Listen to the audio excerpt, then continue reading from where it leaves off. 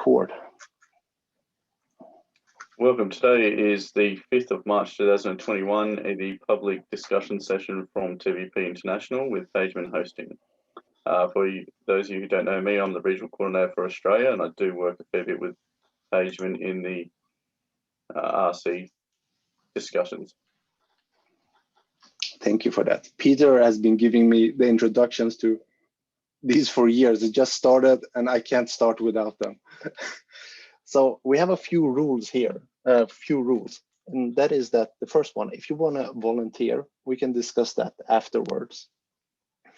And please don't promote other organizations. It takes a lot of time, and we want to keep it on this subject, the Venus Project. And no conspiracy theories. And the way I view my role here is I'm not here to convince anybody about anything. I'm not here to argue with you. I'm here to assist you regarding your questions about the Venus Project. And you can assist me by trying to summarize your question. What is the essence of the thing you want to know? So if you can post those in the chat when you have time, or it pops up, that will help me. So this session, we're going to try to keep it regarding the Venus Project, constantly going back, is this relevant to the Venus Project? So I'm going to give this introduction, which I have done many times, but there's always new people, and I feel it's very important for you to know who I am. So I started learning about the Venus Project by seeing the Zeitgeist movies, and I really enjoyed that one. But I did not enjoy Jacque Fresco, and that is a very important lesson that I constantly remind myself, that when I was listening to him the first time, it didn't make any sense to me. I felt it was a little bit annoying because there was no connection. You know, the thing he was talking about, I couldn't relate it to my own experience. But I enjoyed the Zeitgeist movies, so I watched it so many times that, you know, I got some bits from Fresco. And then I had a discussion with somebody, and they asked me a few questions, and I brought up the Venus Project, and they asked more questions about that, and I couldn't answer them. So I started looking up the Venus Project on YouTube. I watched everything multiple times. And then I wanted more material. I bought, you know, everything they sold on their website. And then I wanted to discuss this with other people, but nobody in my family or friends wanted to discuss it. So I started to create events in Sweden where they would come and we would go to a cafeteria and we would discuss this subject. And in 2014, I went and met Jacque and Roxanne. It was a very nice experience. But for me, I had a goal in mind.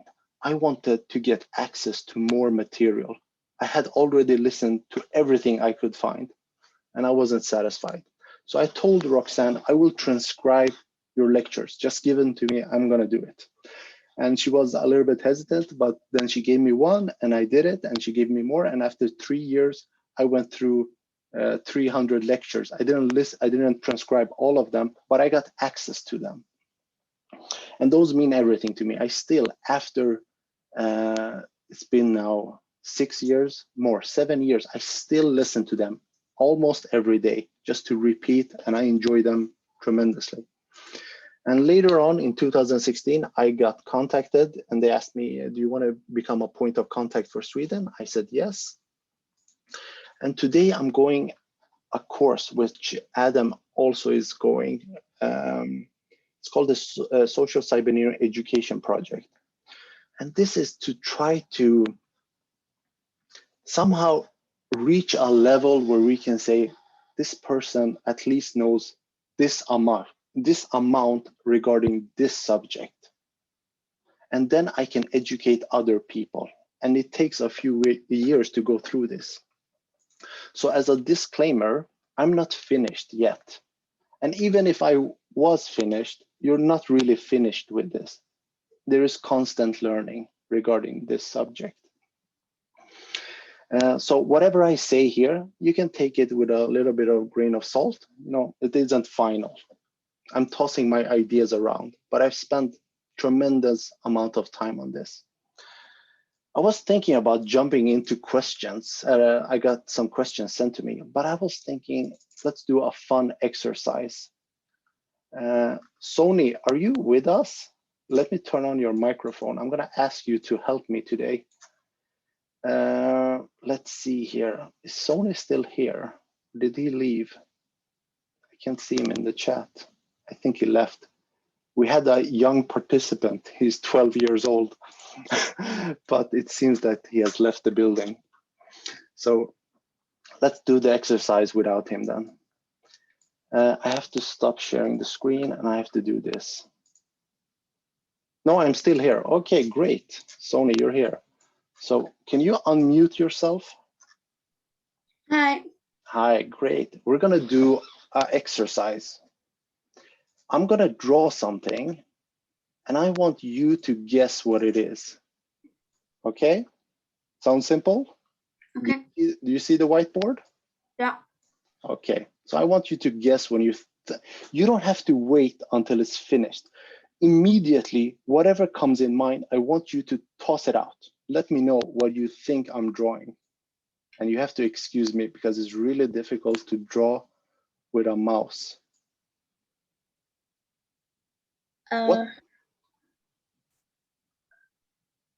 What do you think? A car. I don't. Yeah, it's a car. Or you really have to excuse me for this beautiful drawing. Okay, so that wasn't, I drew this, but you were able to see the finished product before it was finished. Let's do one more. Let's do one more. And this one is going to be a little bit more difficult. So let's do this.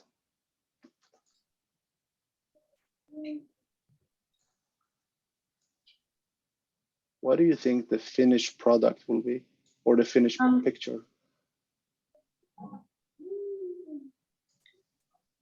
A building or a city? Yeah. The kind of building that I still draw. Because, sorry, it's supposed to go like this, and then down here, and the window. You've seen these kinds of pictures, right? Yeah. Yeah. There you go. Now this one is going to be challenging. Let's see when you think you know what I'm drawing.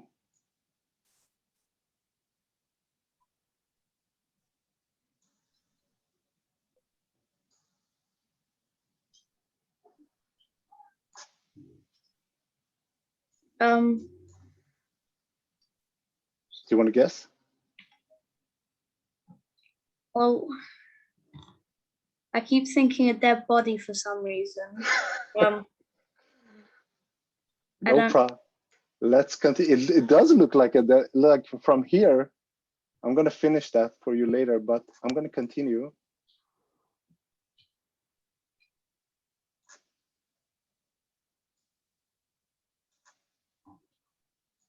Can you see it? Yeah, I don't. Do you know what that is? Oh,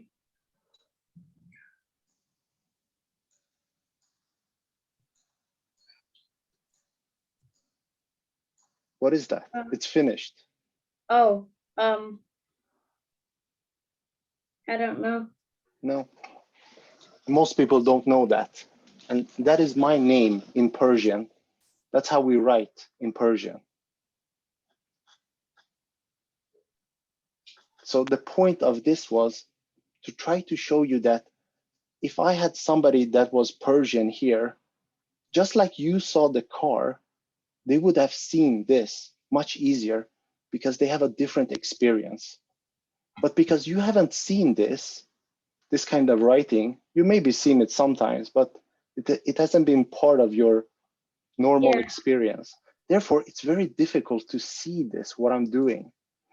So to us, when somebody says a person is very smart, to us, we hear this person have had experiences for them to understand something. Just like the way you saw the car.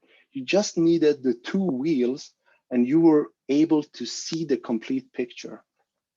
But if I would say, you're very dumb, can't you see it? No, we don't say that. We say it's obvious that you can't see it because you don't have this experience. And what will happen today for a lot of us is that when I'm talking, just like the wheels, you will draw conclusions based on your own experience. So when I'm speaking, you're putting it together the way you have been brought up to see the picture. And some things I will say will be like my name. You can't see the picture. It will take some time. Later on, you will say, now I see it. It's obvious now. So thank you, Sony. Thank you for helping me with this. So guys, that was just one of Jacque's exercises that he does to try to demonstrate associative memory. Let's continue.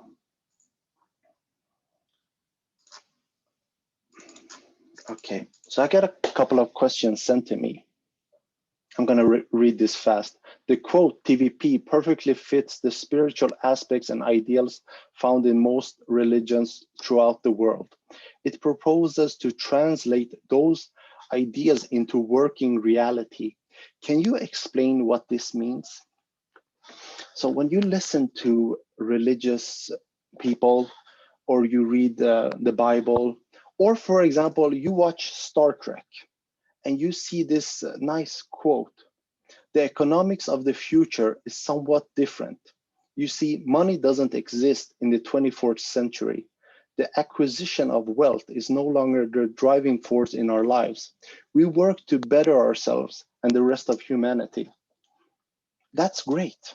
Those are great words. But if you go and watch those episodes, at least the ones I have watched, they never sit down and explain to you how they reach this point. They don't give you that. They just say, we're here. And that is what religion is to us. They say, this is what we want, but they don't explain how we're going to get there. So the Venus Project has a blueprint. But just like this blueprint, I see that it's an airplane, but I can't build it because I haven't been educated to understand this blueprint. I have to first learn, and then I can use this blueprint. And that's what the Venus Project is going to be. You have to learn about the blueprint. Then later on, you say, let's apply that. The next question. My understanding is that Jacque is saying not to use the Bible praying religion to make decisions in the world, as they are not updated scientific methods. I'm just going to give a short answer to that, and that is yes, that is correct. But do you still encourage people to believe in intuition, manifestation, law of attraction, God, creator, channeling, shaman, healing? How does spirituality fit into TVP? The way I imagine it is that, let's say we're building the first city, and a person comes and says, I'm a priest, I'm a doctor as well, and I think you're doing God's work. We say, fine, that is okay. But can you separate your work from your religion? Because when you're working, we need you to do that which you have to do. And in your spare time, that is up to you, what you decide to do.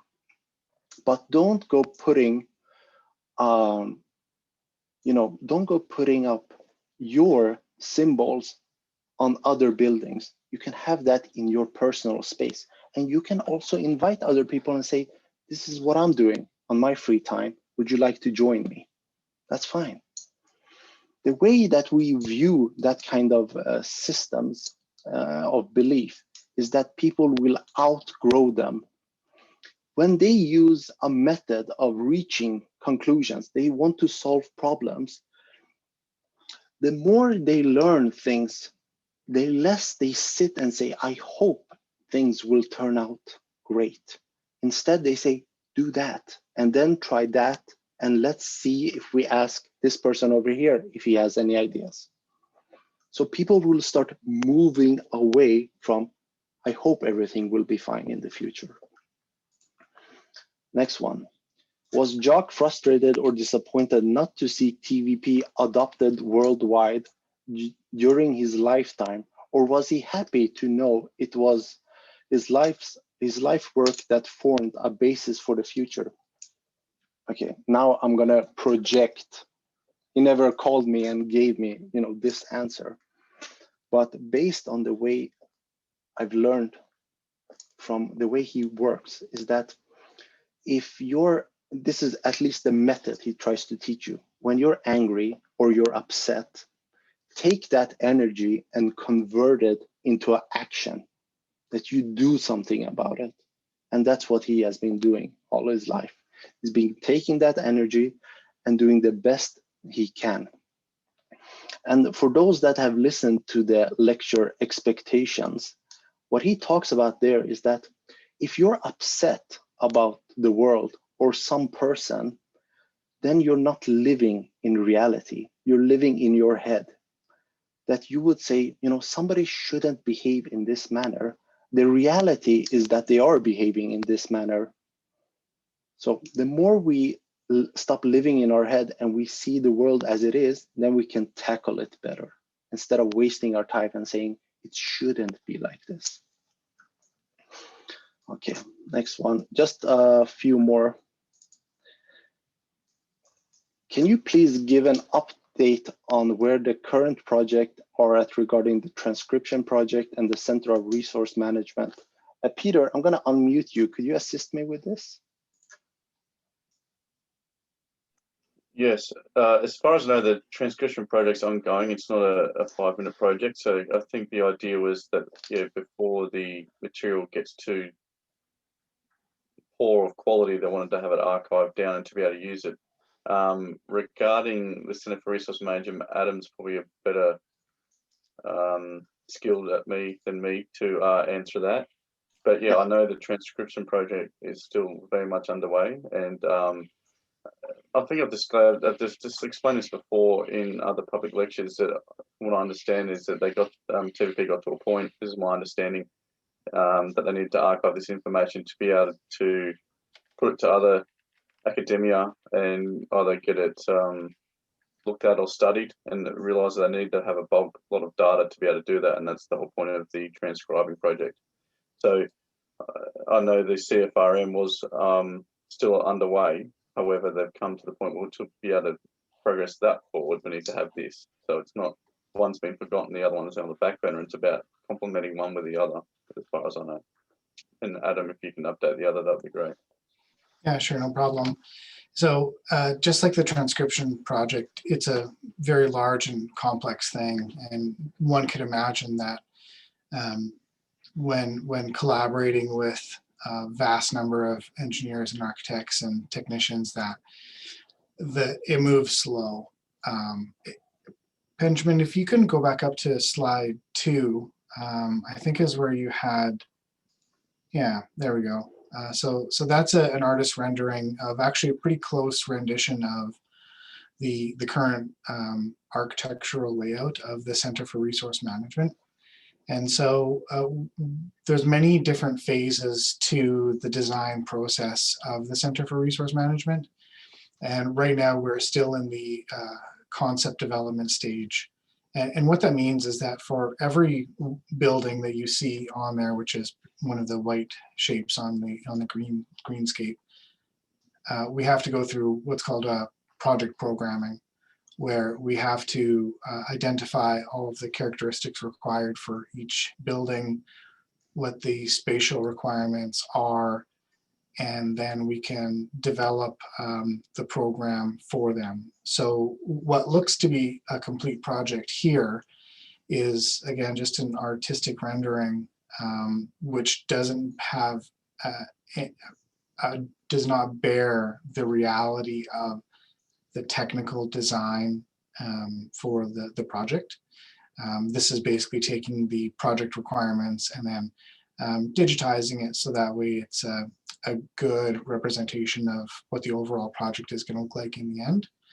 So what that means is that we're constantly looking for skilled persons with appropriate skill sets in various disciplines, like what I've mentioned. And you can volunteer if you have those services on the Venus Project's webpage or the resource-based-economy.org website to submit your application to join the team and collaborate with us, where you'll then have access to the programming files and the digital files that we're collaboratively working with each other on in basically a Google Drive, where we have all of the contents saved.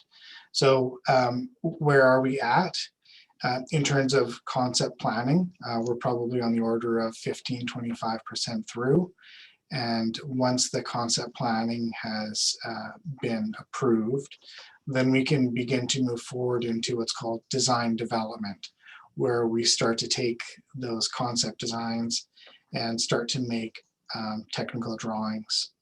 And then once we achieve that level of design completion, then we're really at the will of how much funding that we have in order to move forward with the design to create what's called a tender package, where we create documentation where we can send it out into the real world and aggregate contractors to build the project. So it's a many-year project.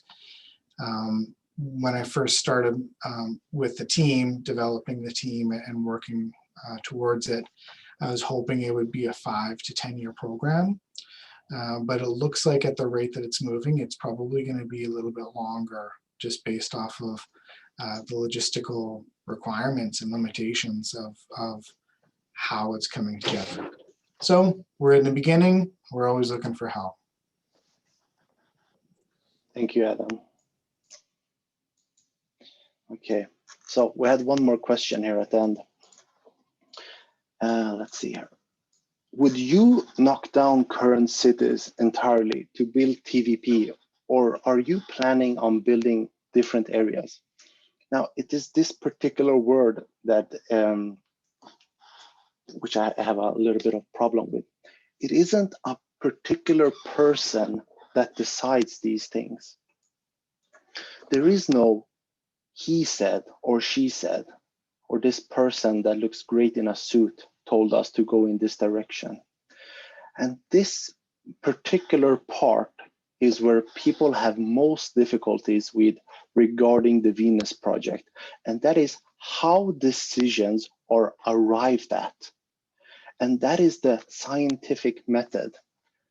And I'm gonna just try to very simply demonstrate how it would be arrived at by showing you this video. Now, this is trailer, and they have this weight, the red weight there. And this is an experiment to try to demonstrate where it is appropriate to put the weight.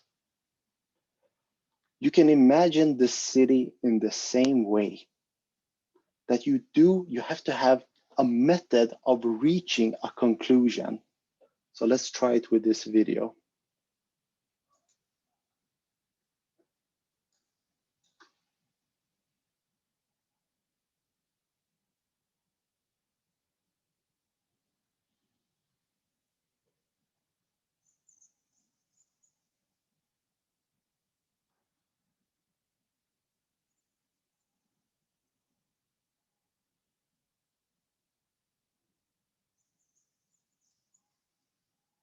Okay, so that's a very simple way to try to demonstrate how things would be reached. It is, and then you don't say, this person said this. You say, this is what he or she found out. And you take it from there. I had a person that I've been in contact with for 2 years. He used to come to my sessions here in Sweden. And we talked last night for 2 hours regarding this subject. And he said, oh, I had no idea. But about the scientific method, it is the most important part. The technology aspect, yes, it's there. It will do fantastic things, but it is the method of reaching conclusions which is the essence of the Venus project. The scientific method needs to be used as a tool. The problem we have today is that capitalism can misuse this tool to get its own agendas across, or just say, put it aside. I don't care what this person said. He says, I worked 10 years on that. They say, you look like a dork, get out of the way. So this is the problem we have in today's society. You have to have a game that is, for example, a resource-based economy that gives space for people to say, let's use this tool, because I'm not here to gain. I want to know the results.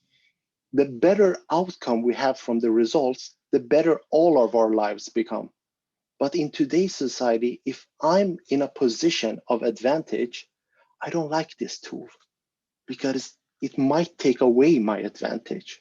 I say, go in this direction and I know I'm going to get something out of it. But the science says this is appropriate and I will fight it.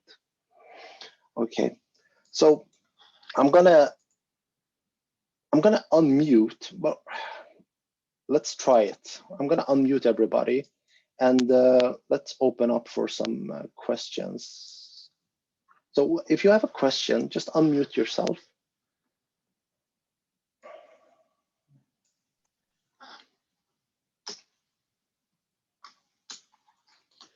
Don't be shy, please. It usually starts this way, and then we sit here for 3 hours. Damon, Yes. I should have solved your your third riddle, because I have a background of having learned Arabic language. And after you explained, it was totally clear to me that it is your name. Aha, yeah, you saw it afterwards. Yeah. Yeah. But I did not think of you being on the whiteboard with languages. Yeah. I thought you were on the whiteboard with things. Yeah, exactly. With images or such, but not with language. Okay. I'll unmute. Okay, thank you.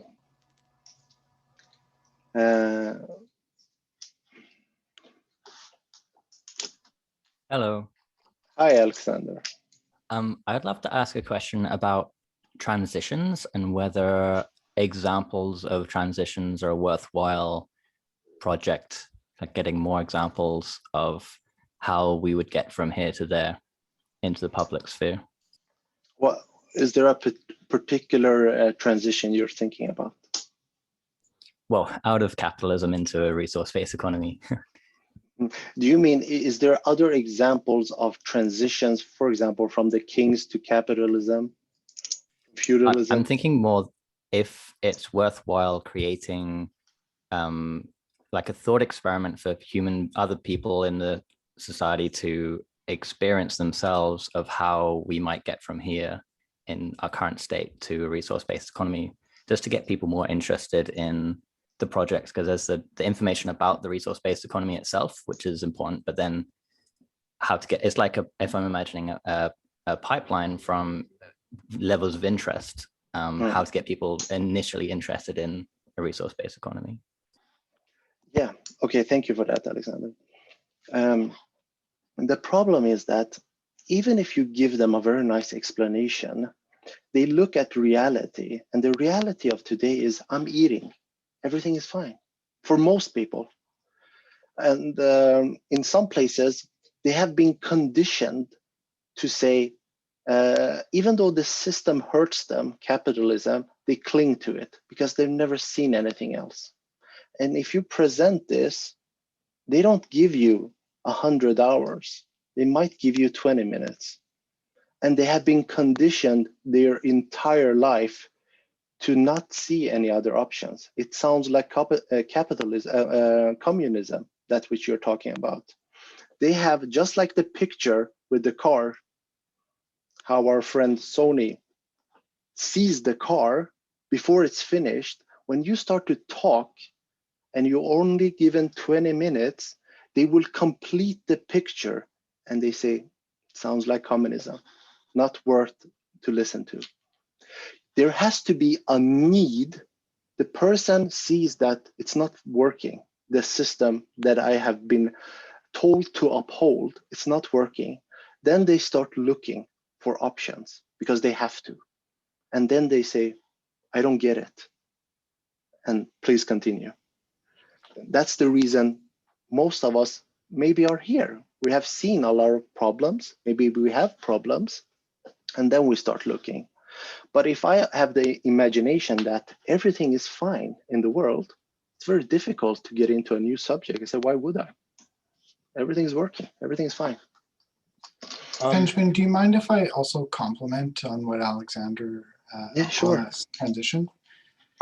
So Alexander, you mentioned pipeline, and I think that's a kind of a good analogy for how the transition would occur, at least from my perspective.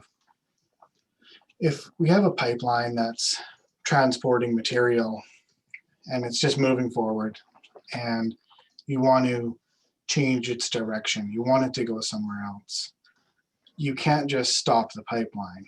That would be the same effect, the same analogy of stopping the world and transitioning to something different. So in order to transition that pipeline, you have to create branches and supporting pipelines to take the pressure off of that main pipeline, so that way you can deviate and change the path. So in a scenario where we're trying to change culture at large, we just can't flip a switch and then transition and expect it to work. We have to bring online alternate paths that support that transition until the main pipeline is no longer relevant and is no longer used. Obviously, it's going to be a very complicated and dynamic process converting the world from this one pipeline that we're currently on into a totally different direction. But the analogy, I think, works that it's a matter of bringing additional supports online to direct that flow into a direction that makes sense. Thank you, Adam. That's great. That's a really nice analogy. What I'd love to see, and I think what I was pointing at more of, is examples of what those supports would look like, and even in a way that people could go hands-on, like in an interactive medium, like a video game. Someone could have the world as it is, and then implement those examples in their own way and see it working. Benjamin, if you don't mind, Yeah, I'd sure. like to just stay perfect. Thanks. So Alexandra, I do have a good example, and I actually just kind of use this in my program that I'm working on with the Venus Project. And a great example is automobiles, where up until more recent times, automobiles have been driven by humans, and the amount of deaths that have been caused by car accidents has been very high. But now there's been the integration of technology into automobiles, where now they're becoming semi-autonomous, collision avoidance systems, additional safety systems, and now we're almost at a point where they're going to be fully autonomous.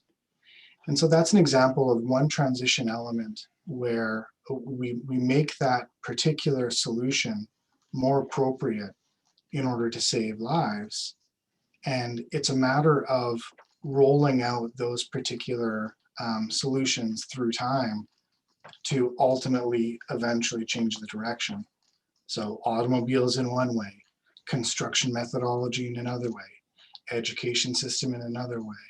And so eventually you make all of these transitional elements until eventually you're no longer where we were, we are where we are, or where we want to be. So I like to think of automobiles and the integration of machine learning and cybernetics that are in Teslas and autonomous vehicles now as a good analogy for particular granular adaptations of transitional technology from here to there. Brilliant, thank you. Thank you, Adam. Телефон без использования вообще. There we go. 100% супер. I think Kevin had a question too from the chat. Yeah, Kevin, could you summarize that, please, for me? For sure. When I spoke with Roxanne Meadows over the phone about 12 years ago, we talked about how the Venus Project and a resource-based economy, how we could establish that worldwide. And when I spoke with Roxanne about it, I told her that it's something that wouldn't be done overnight. It's not something you can do worldwide in a flash. It's something that would have to start at a local level. Getting involved with other like-minded people that know about the Venus Project or resource-based economy, or people that would that would agree with this idea, and start working at a local level on how this, and showing people at a local level on how this is how the world should be and how this would work best for everybody, and then show the example at a local level and then work from there. I always said that yes, this is the best way that our world can go, but it needs, like I said, the old adage, be the change you want to see in the world, and it's got to start at a local level, and show people in your community how a resource-based economy, apart from a money-based economy, is the best way that we could go to better our society. What did she say when you said that? Do you remember? She agreed with me that yes, to set a good example of how the Venus Project and the ideas that Jacque Fresco and Roxanne Meadows have put out forth for years, and how that they would most likely be the only solution we have to fix this broken planet. But I've also said, the concept of money is probably the biggest hurdle that we have right now into being able to do that. So long, and it's not a conspiracy, it's big money controls everything. As long as big money still controls pretty much all aspects of our lives right now, I think it'll take a very long time. It's possible for a resource-based economy to finally take hold, but it'll have to take time, and it's got to start at a local level. Unless, of course, somebody within the Venus Project gets extremely lucky and becomes the president of the United States, then something can move a little bit quicker. But barring that, we have to start at our local level and show people, a little bit at a time how this works. And I think that's one of the only ways that we're going to get this done. It's possible, changes like that have happened throughout history, and if when you show people how it does work, how very clean and almost free energy technologies can be used. You show this to people, and then it catches on and it passes on. Once one community does it, or it'll spread. It'll spread, and slowly but surely, our world may become fully resource based, and we can get rid of this whole concept of money altogether. And I think, but again, we keep repeating myself. It all has to start at a local level. Yeah. Just getting on that. Yeah, sure. Peter. So just quickly, I think with the local level, something that we can do today or proactively is the TVP support. I believe that the TVP support is to have a coordinator in many countries, and for them to build a team within that country, so they have that local level of understanding and go from there. So I think that's the whole purpose of the TVP support team, the coordinators. Benjamin, would you mind just explaining your understanding of the chain of events may assist in, I agree with Kevin in the way that obviously money has a lot of influence in today's world, but maybe when we just explain the chain of events, it's something that our expectations or somewhat out of our hands as much as.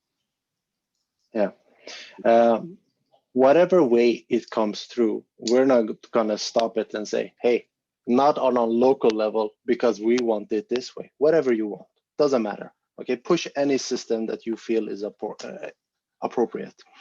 For example, some people come to me and say, hey, you should be speaking to politicians.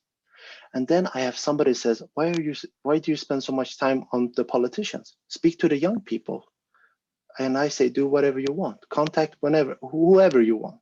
We're not putting any limits on approaches.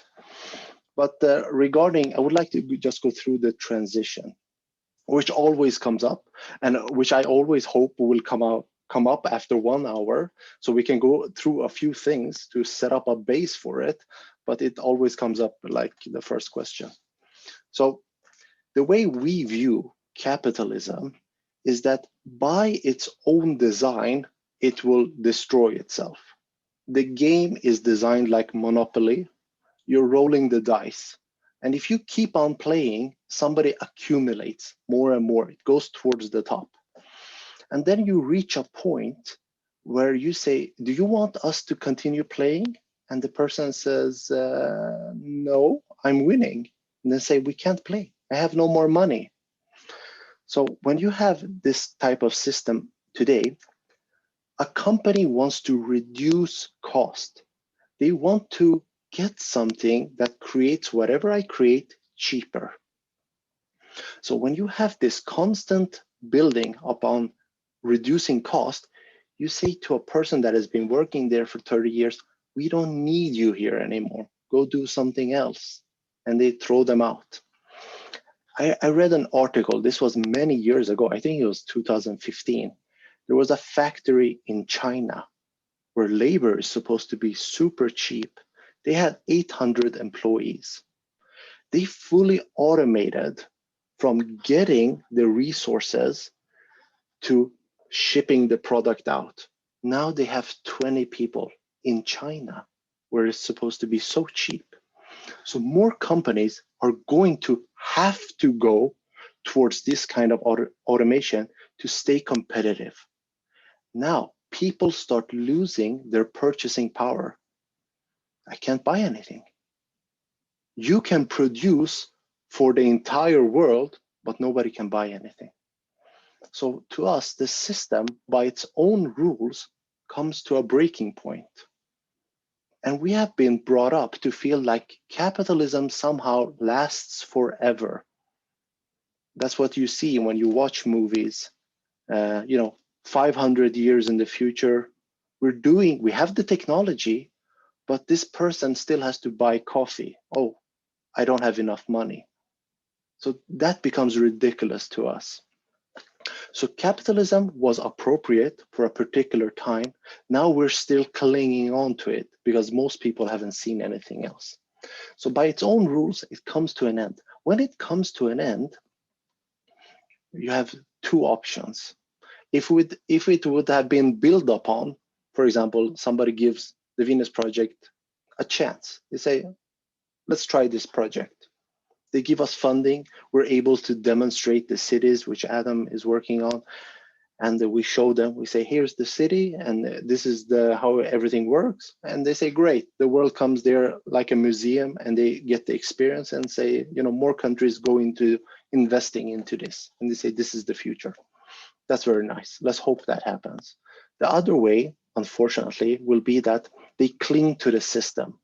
They keep it. The way I imagine it is they say COVID is coming and the system just waits because there is no profit in advanced trying to do whatever you want to do for the society to keep it, having less burdens.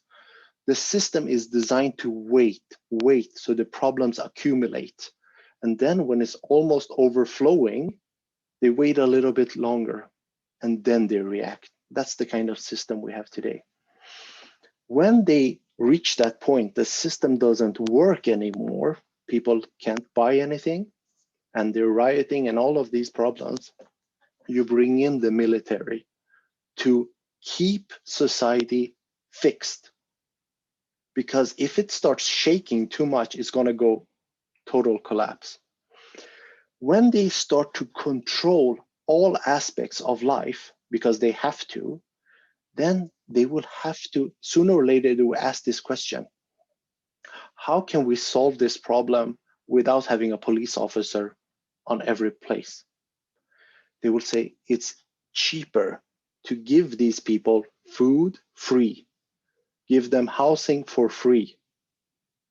Later on, they will say, what can we do with these people? They're fed, they're sitting on their asses. They say it is better to educate them for free, then they can contribute back to society.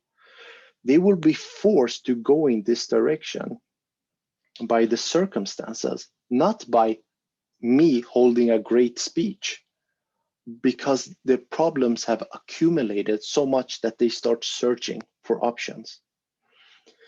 And this is where science comes in. Science is constantly advancing. And that is where there is no breaks. There is constantly going to be improvement. And in their scientific work, they will find that capitalism is an inappropriate system, that it should be put aside, and this is more appropriate.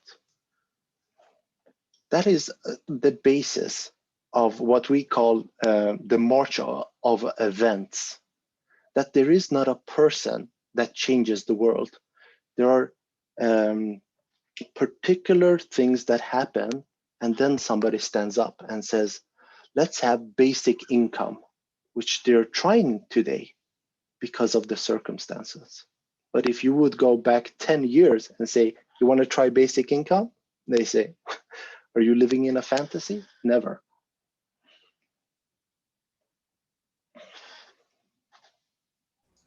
I would like to add something. Yes, sure, David. Well, I will go a little back. Very important what you just said. Yes, I absolutely agree. But I would like to go back when you mentioned about the need. I think in a personal level, I was searching for something until I met, let's say, TVP. I was looking for something beyond money, beyond working my ass 8-10 hours per day to just make a little bit more for a better living. I know there was something better there. And then I found out the Venus Project. So that need for searching something, it is important too. Of course, it has to be backed up with proper education related to TVP proposal and all what it invites people to investigate and educate. So I think it's important that taking the word of the person that mentioned about local expansion, yes, eventually it should start locally, but I think with the need and proper education towards TVP, it will become a reality. But of course, the march of the events, it's really, really important too. Okay. That goes back to the thing that the question that was sent, that how did Jacque view it? You know, was he sad or happy? He never viewed it as he had control over the circumstances. He knew that whatever I talk about, it might be the wrong time. Therefore, they can't hear me. He had a person, which he tells, there was a person that came to his lab, and he talked to this person. He says, what are you doing in this lab? I'm going to have you in Washington making decisions in 1 year from now, or I will cease to exist. And Jacque tried to tell him, they can't hear you, but he didn't listen. And he spent 3 months trying to fix that. And the way Jacque describes it is that the person killed himself because he couldn't get that through, because he put the burden upon himself. But Jacque never put the burden upon himself. He just said, I'm going to do the best that I can. Whatever happens, that is the reality of the situation.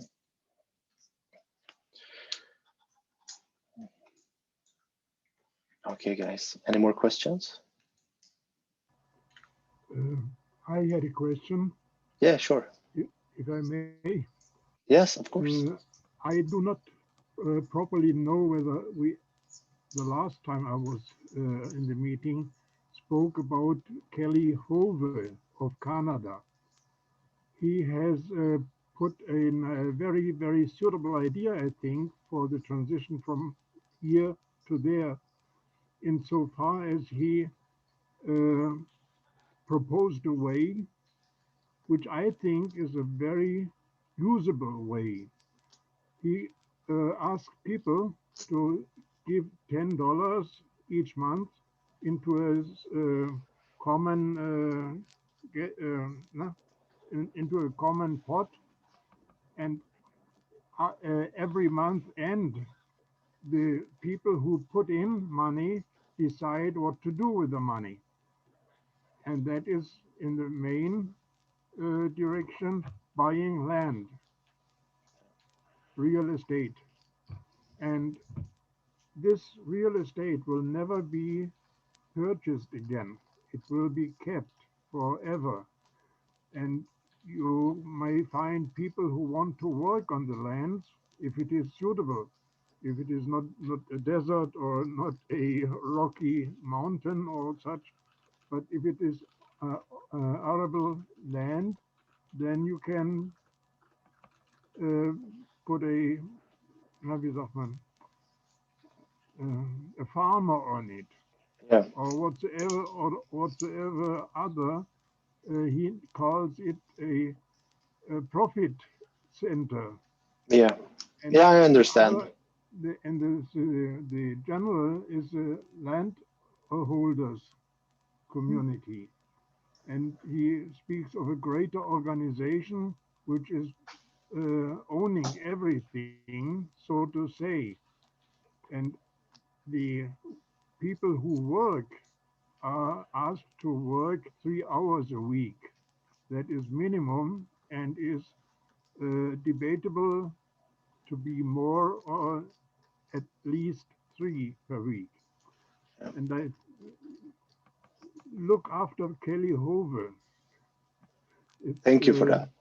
I cannot tell too much about it because my English, I thought always it's like a second mother tongue to me. In a talk like this, I see that I miss vocabulary. Oh, that's perfectly fine.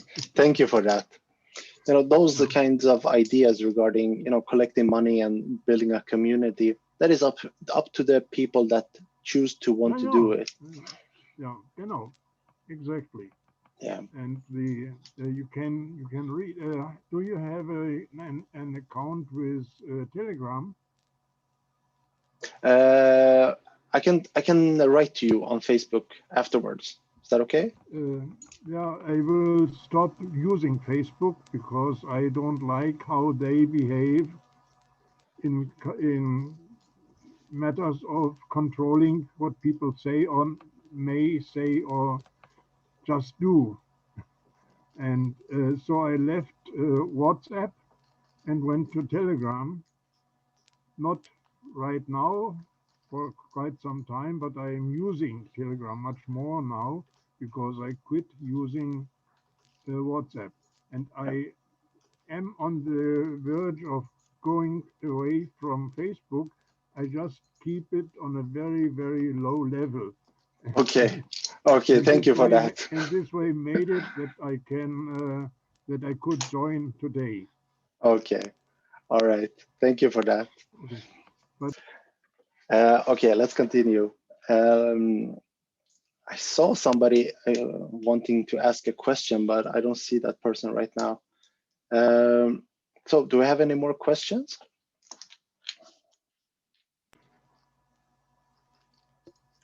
Yes, may I put a question? Yeah, sure. My question is about communication. The way Jacque understood that at some point we had to have a whole new language. My doubt regarding that is using one of the examples Jacque used to give is about technicians, about engineers.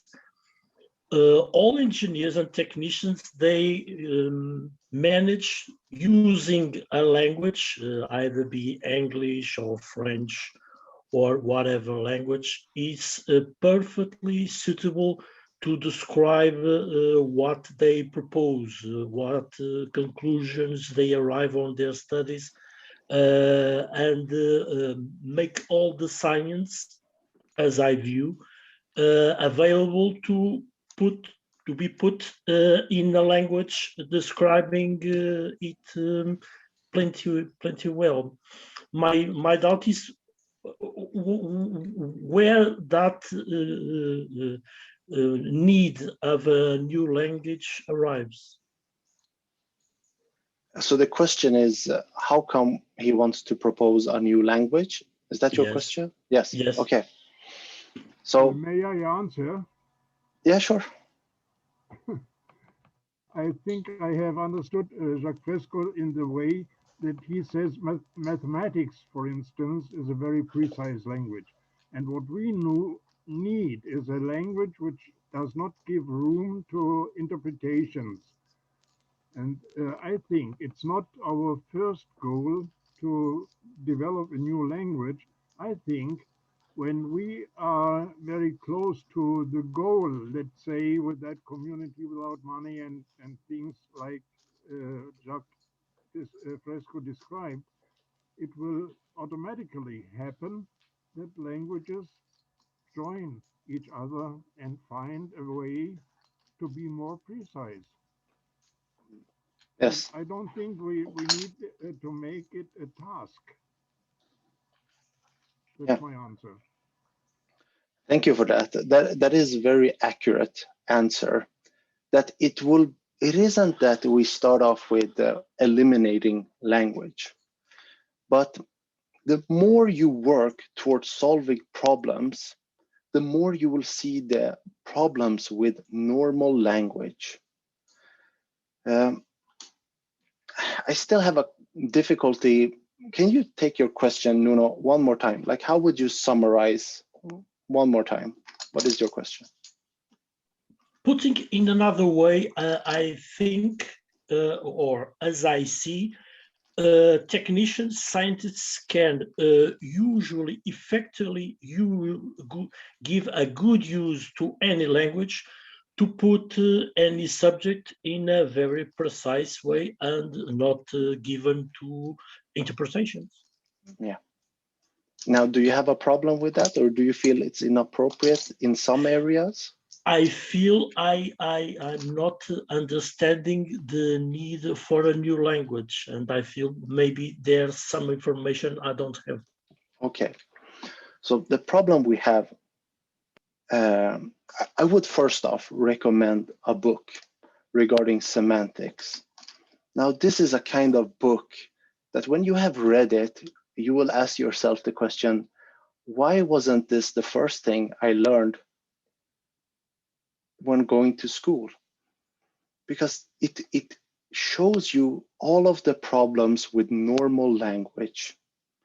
So it's a very important book. Even if you don't want to, do anything regarding the Venus Project, this book will help you tremendously.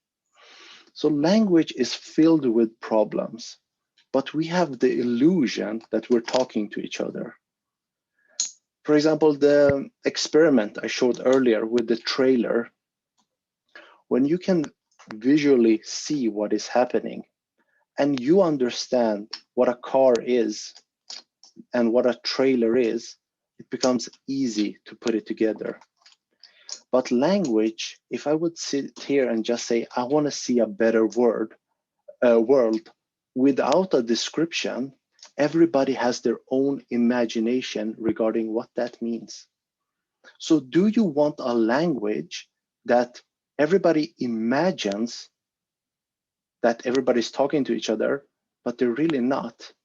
Or would you like a language that when it's spoken, most people can understand what it is being said? For example, if I would say, I need 5 liters milk, most people would be able to understand what it is I want. But a person working with milk would say, what kind of fat? 2%. I got it, no problem. And then you can go to almost any country, and then you have a more appropriate language. So we will start to outgrow this language when we start to tackle more problems. When you go to work, society wants you to be appropriate. They would like you to work in a certain way, working in construction, working as a nurse, whatever. In today's society, when you go home, they say, do whatever you want. And then you get all the variations and you get these problems with communication. And they say, you know, I don't understand you. There's something wrong with you. Because they think that the words they are using is real, that it's representing reality. It isn't. It's representing their personal experience regarding something. Florian, did you want to say something? Yeah, there's a great lecture of which is in the lecture materials for becoming resource regional coordinator. Which is black and white, but I can't remember the name of the guy, which was Tyranny of Words. Because it was about the communication and how why people misunderstand each other. Language and thought and action. Yeah. How was this name? Was it a video or? Yeah, one of the videos from the video. OP. Oh, okay, sorry. Which one is it, Peter? I think it might be Senzig, or there's two that we have in there. I can't remember the other one, sorry. Okay, but Florian, tell me about your experience with that video. Yeah, it was really great. It was explained very simple, and yeah, it made totally sense on easy examples, which used normal English language, and it was clear. Yeah, there are some specific things missing in the thing the one conversation partner was going to tell the other. And yeah, it's just about different backgrounds of the conversation partners. And yeah, so we just have to get rid of this semantic problem. So basically any language could be used if it's used properly and we want to communicate. To us, communication, it's about controlling behavior. That's the goal of all communication, is to try to control another person's behavior or your own behavior. If you speak to yourself, oh, today I'm going to behave nice. Today I'm not going to drink. You know, if you have those, that's a way of trying to control your own behavior. So if you want to control behavior, the more appropriate the tool, the easier it is to get people to go in certain ways if they understand what it is you're saying. Then you demonstrate. You know, communication doesn't have to be just words. It can be just showing something. That's also a form of communication. So the future, there will be less talking, more demonstrating. And the person says, I see now. Do you need me to fill it in? No, it's perfectly clear. No, did this help, or were you thinking about something else? To be honest, I still have my doubt, yes, but I'm looking forward to read the book. Yeah, I can post the book afterwards in the chat, in the Facebook chat. Okay, thank you. It's a great book. I highly recommend it. I usually don't recommend books. I don't even recommend Jacque's books. You know, Jacque Fresco's books are fantastic, but you have to have some fundamentals, and then the book becomes even better. I've read that book in the beginning many years ago, and I've read it again, and it's a totally different book. Different, yes. Yeah. I want to add that in order to achieve a global society, we must agree in common goals. And to do that, we need a new language that should be at most referential as possible. That's why. Yeah, that's the problem we have today. We have the internet, which gives us the ability to communicate with the world, but we have no way of speaking so the world understands us. So the more you give people the ability to talk to each other, if they don't have a way of talking, you are creating problems. They're just clashing, and they have their own perspective, and they say, I see it the right way. There's something apparently wrong with that side of the world because they see it in a different way. There are 7,000 languages today. How in the world you can achieve a global society with that mess? We have 2 metrical systems, which is ridiculous. Thank you for that, Fabrico.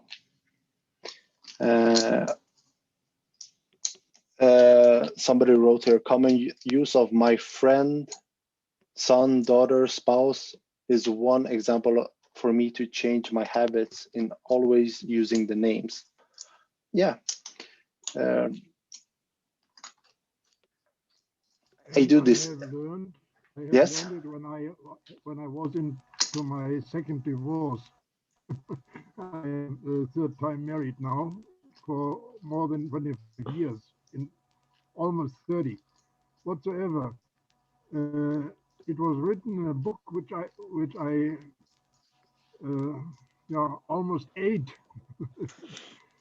And this book was revealing so much to me that it even changed my habit of being an introvert to an extrovert.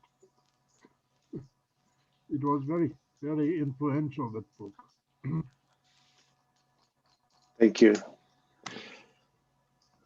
Yes, Nuno, did you want to say something? I see there's Sorry, Nuno, did you want to say something? No, sir. No. Okay. You feel still that the English would be more appropriate? I feel that if you use correctly any language, it would be sufficient to communicate in a non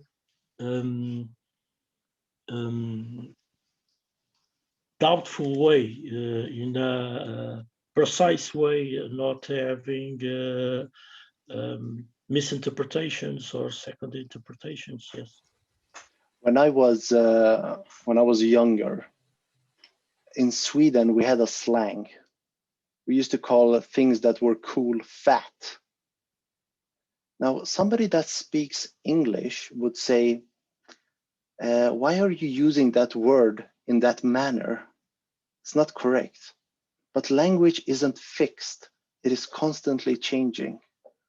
So I would say it's appropriate. All of my friends understand me. Sweden understands me. It's appropriate. He says, no, it's not. And then we would clash. And then they go to the dictionary, which is also not fixed. Dictionary is an interpretation of what it could mean, but it isn't fixed for all time. And even if you would make it fixed, people would say, that's not communism. This is communism. They would argue because the words, this is an example of an exercise, is that an alien comes here and asks you, what is love? And most people have been brought up to explain words with words. So they say love is compassion. What is compassion? If you go to the dictionary and look at synonyms, you will, it's called the circle.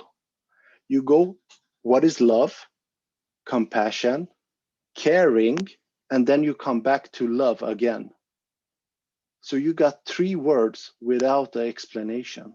So the alien would be very confused and say, you didn't explain anything. You just gave me 3 words. There are many problems with language, and it's difficult to get it through. That book, I highly recommend it. And then we will be able, when you read that book, for example, then we have a basis of conversation, and you will be able to know what I'm talking about. Now you're guessing. when we have the same experiences, for example, books, it becomes easier to communicate. Peshman, I would like to say something. Yes. I mentioned it here before, but for the new ones, that there's a lecture about Jacque Fresco when he mentions that in the future, eventually, humans will have some kind of turbo lungs. So we will not talk. We will just put sounds, noise, like the dolphins, because we're going to evolutionize, let's say, in that way. And we will not need words.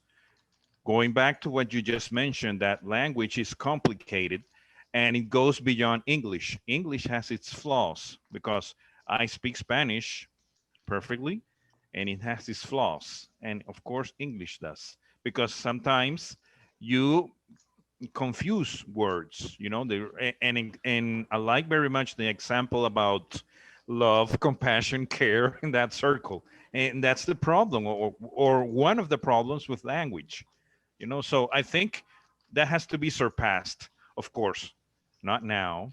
It will take some time, but we have to develop a better way to communicate. It has to be, but of course, in another situation, circumstances, basic problems, all of that should be phased out and solved. Then we can develop a better language. The example that David is talking about is that there's a problem with the way we speak today, is that I am breathing in. So I'm taking small pauses. So it takes a very long time for me to speak. But if you would be brought up with a language that is more like this,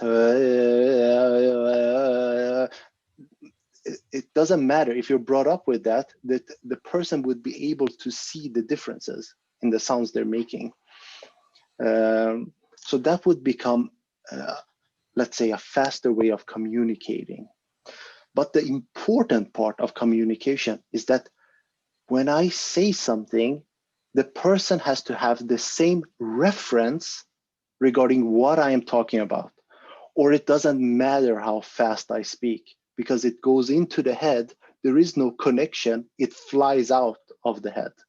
And that is what occurs when we speak to other people regarding the Venus project. Even if I speak slow or very fast, there is no connection because it's such a different subject. It goes right through the head. So when you're talking to people, it's a great exercise, especially with small children, which my 3-year-old has learned, is that when I try to explain to him, he says, no, video, don't talk.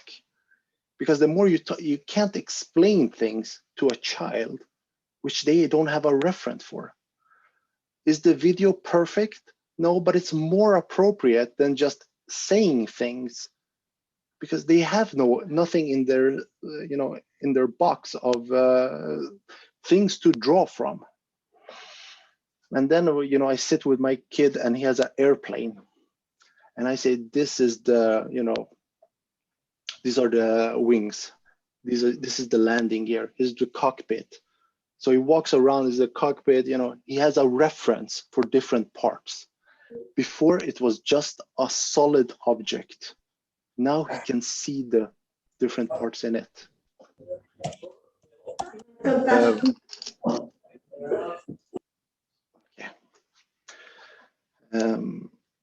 Any more questions? I think virtual, sorry, I'm not sure of your name. I have one in the chat. Oh, virtual, let's see here. What kind of progress has the Venus project made in the past decade to introduce and convince world governments to consider this type of system? Are there any countries now actually trying to implement any of those concepts or close to accepting them? Based on my knowledge, no, there is not. Jacque Fresco, for example, got a prize. Was it from the UN? Peter, can you correct me? Yes, for design. Yeah. So imagine getting a prize but I am pretty sure most of them had no idea what he was talking about. There has to be something occurring where people start really looking. This was just somebody that got, circular cities, looks great. Something about saving money or resources. The price was just for the city design. There was nothing about resource-based economy in this honoring. Yeah. So, and even if they would try to explain it, it would be very difficult. This is the problem we have. The subject is too broad. It can't be simply handed over and say, give me 1 hour. I'm going to explain this to you. They say, don't get it, because they have been brought up. All of us have been brought up not to understand the Venus Project. All of the things, for example, centralization, control, we immediately have been brought up to think about it negatively. An example is, for example, now in Texas, for those that haven't heard, they had a problem with electricity because they weren't part of a system. A system becomes more appropriate the more it merges, so it can get assistance. Maybe next year they centralize it. Control in today's society, it's a very bad word. Don't control my life, because I know in today's society, people would like to take advantage of other people. In a resource-based economy, control, it is that, would you like to know, for example, that these people have been educated not to hurt other people? Would you like them to have controlled the elevators, that they're functioning? Would you like it, would you like these aspects of control, or would you like it to just free for all? Just see what happens. Would you like to live in that kind of city where there is no control? The lights is not working. Nobody's controlling it. So, but immediately we say, don't control me, because in this society, we have been brought up with everybody taking advantage of everybody. In the future, the way I imagine it is that you're controlled so that you can get the best of all possible things. So for example, my schedule is booked for tomorrow by a system that knows what I'm interested in. And I will be given the best kind of food, which I enjoy. And if I don't like it, I just put a note, not this anymore. And then they supply me with what I want. The better I'm feeling, the more productive I can become, the more I can do things which will eventually assist other people. And the better they get, the more they will assist me. It's a different kind of world, but we have been brought up not to accept it. So this becomes, every word that we use, we have to give an explanation to it, because it becomes a bad word.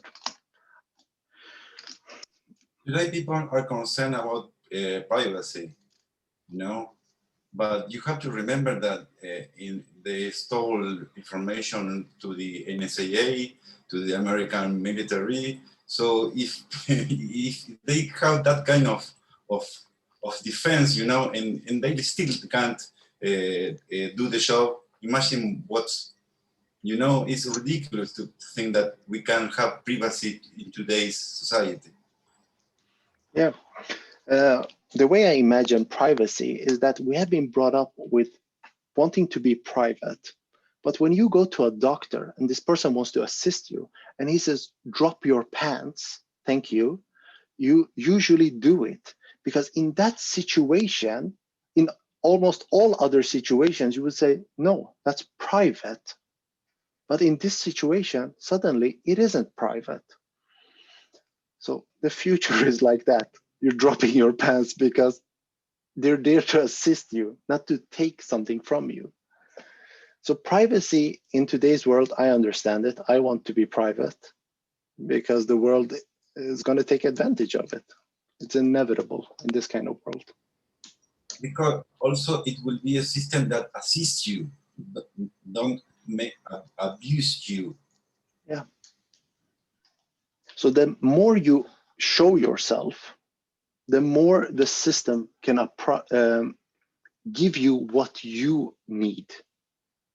It's like going to a restaurant and you say that they bring, the menu, and you say it's private. I don't want you to know what I want. The Venus Project, you say this is what I want out of my life, and they try to give that to you as best as they can. Or another example could be like on Netflix. If you like a show, it'll show you more shows that you kind of like. You might just say, I don't want you to know what kind of shows I like, and then it's not going to know what to give you. But if you interact and engage with it, then it becomes more appropriate to you. Yeah, exactly. That's what the YouTube is. I'm noticing it's becoming better and better at it, because I'm clicking on these, suggestions. But the difference there is that, yes, it's giving me videos, but it's doing it for its own gains. Stay on YouTube forever. Next video, next video, next video. So, okay. I need to head off, Benjamin. Thank you. Right. Very nice to have you here, Adam. Thank you. Bye, Adam. To say that they didn't told you that they will use our information to make business. We know it later. Yeah, exactly.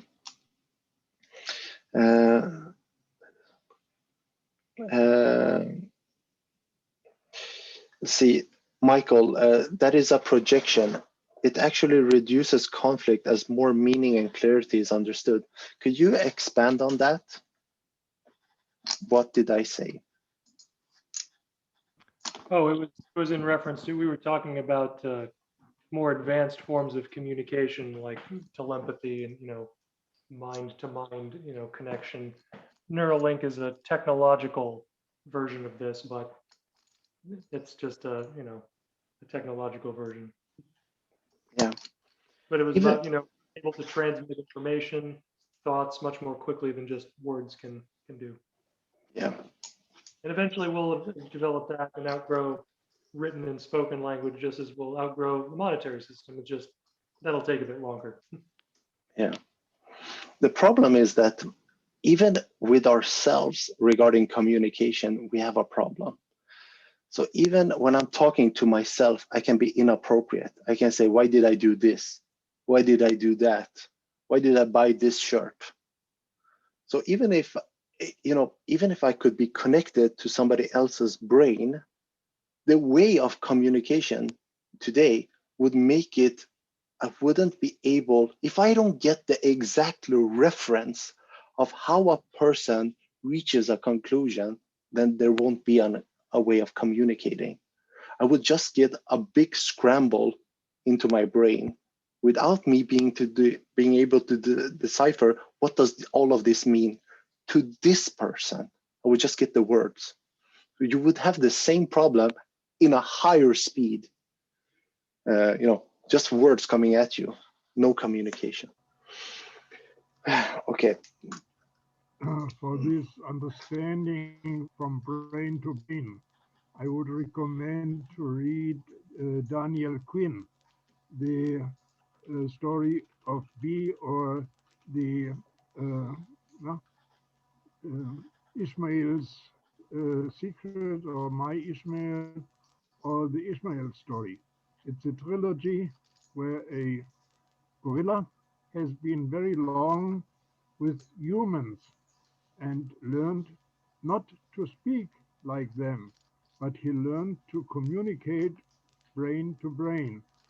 And there was a good understanding between him and a reporter, between him and a young girl, and this was very impressive to read. But I, in fact, think it is not a solution to get back to brain communication, because everything which we put in words now will be then thoughts, and thoughts depend on your experience, on my experience might be very, very different, and so you may not understand what I am sending to you brain to brain. We have it. Yes. Language is like to be 100% referential. We interpreted the reality through language. That is what semantic is. Yes. Thank you, Fab. Always. Thank you, Fabrico. Do you have any more questions? I think Nunu put one or a video on the chat. What was that one about? Sorry. My latest link I put there is, I think, a very useful video about communication. It's called the Nonviolent Communication by Marshall Roosevelt, yeah. something like that.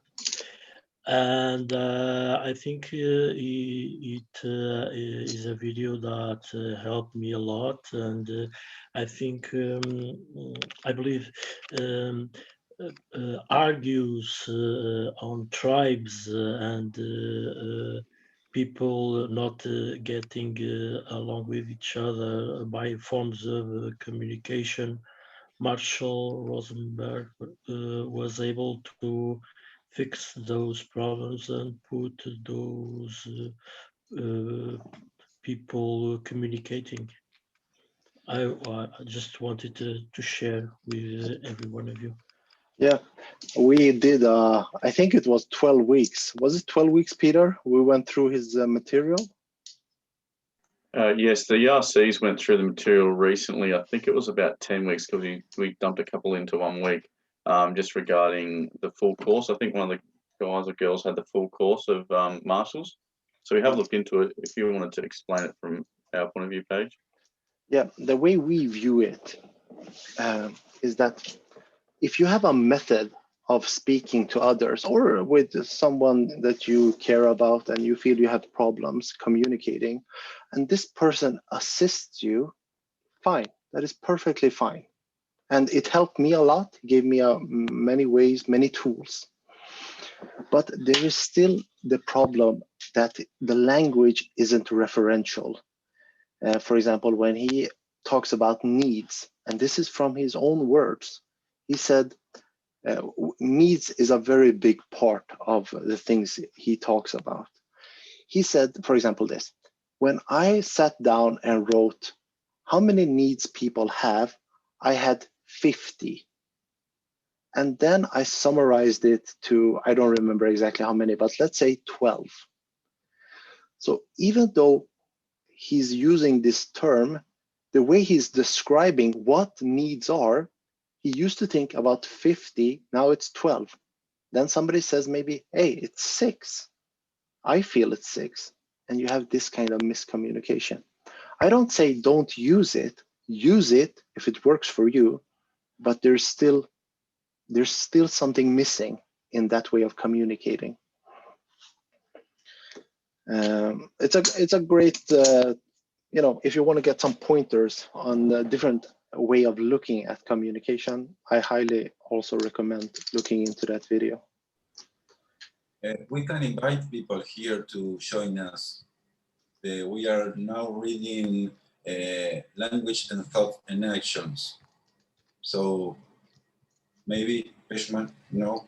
Yeah, I forgot to mention that. If you want to join we have a book session on Mondays where we read a book and then we go through the chapters.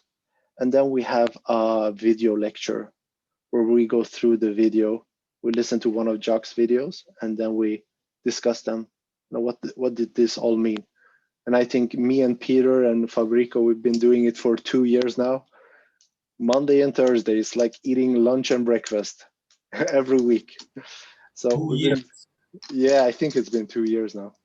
I think you exaggerate. I don't think it's that long. You know it's bad when your kids know about it. No, it's been that year. Time flies. That's why, Peter. Mm-hmm. Okay. So yes, Fabrico, what did you want to say? An illusion. It is? Okay. Okay. Let's take a final question. Do we have one last question? Chris, do you want to ask something? No, not at this time. Thank you. No problem. Does anybody else? Somebody that hasn't asked anything?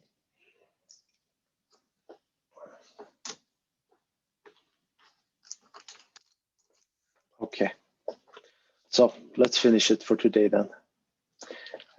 Thank you all for coming. Send me your questions till next time, if you have any. And if you want to join our book and video sessions, just let me know. And if you want to volunteer, also let me know about that. Okay. I'm going to post the book, which I recommend regarding semantics in the Facebook chat. And if you want to discuss that book after you read a few chapters, I would love to. Okay, thank you all for coming. See you next time. A last question. Can we consider being on Telegram as a backup for Facebook for communication? The problem I have with that is it's difficult to get people that use different platforms. For example, what you mentioned with WhatsApp. I had a friend that left WhatsApp, and I did too, just for him. And then I found out he was back in WhatsApp because nobody followed him. So I told him, why didn't you tell me you're back? Because I know there's a problem, but unfortunately I have to weigh it with the reality of where are people that want to get access to this. They're on Facebook. Yeah. And I can't, I don't want to spread myself. If there's 200 people on Telegram, I will join you.